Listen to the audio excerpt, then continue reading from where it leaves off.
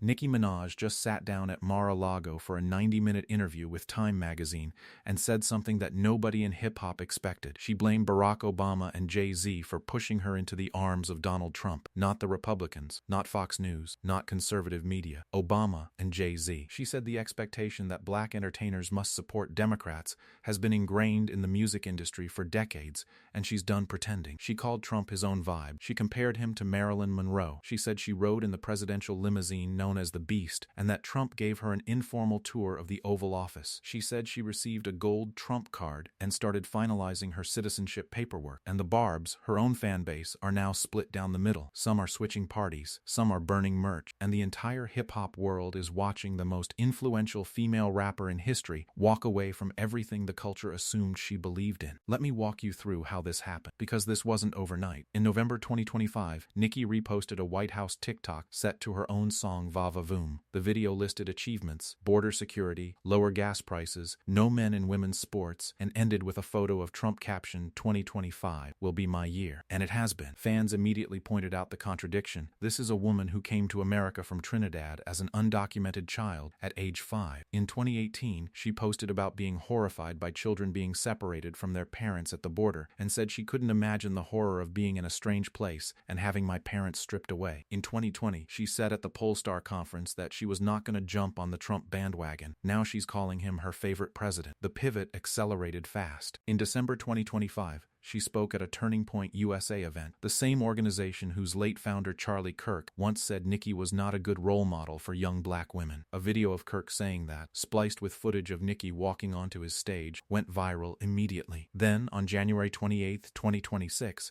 Nicki attended the Trump Account Summit at the White House. Trump called her the Queen of Rap. She called herself his #1 fan. She posted photos of a gold Trump card and said she was finalizing her U.S. citizenship because of a petition calling for her deportation, turning the backlash into a punchline. In the Time interview, she explained the deeper reasons. She said she has a long-standing issue with Jay-Z and believes he used Roc Nation's power to sabotage her career, controlling which artists get Grammy nominations, which playlists they land on, and which industry doors open or close. She accused him of having concentrated power that nobody in hip-hop challenges. She said Obama's closeness with Jay-Z made her feel like the Democratic establishment was tied to the same people she believed were working against her. That's the connection nobody saw coming. Her beef with Jay-Z became a political realignment. She also cited a very specific incident. In April 2025, someone called in an active threat at her home, a swatting attack. She said California Governor Gavin Newsom didn't help. Nobody from the Democratic establishment reached out, but Republican Congresswoman Anna Paulina Luna called her repeatedly, connected her with federal law enforcement, and arranged private security. Nicki said she'd never seen anyone in politics treat her that way. That moment, one phone call from one Republican, is what she says made her stop hiding her views entirely. The fallout has been massive. Her music has been booed in clubs. An online petition calling for her deportation gained significant traction. Trevor Noah roasted her at the Grammys. She deactivated her main Instagram in October 2025. She canceled her album that was scheduled for March 27, 2026. Some Barbs are posting today is the day I switched to Republican, with those posts getting over 300,000 views each. Others are filming TikTok breakup videos with her music and unfollowing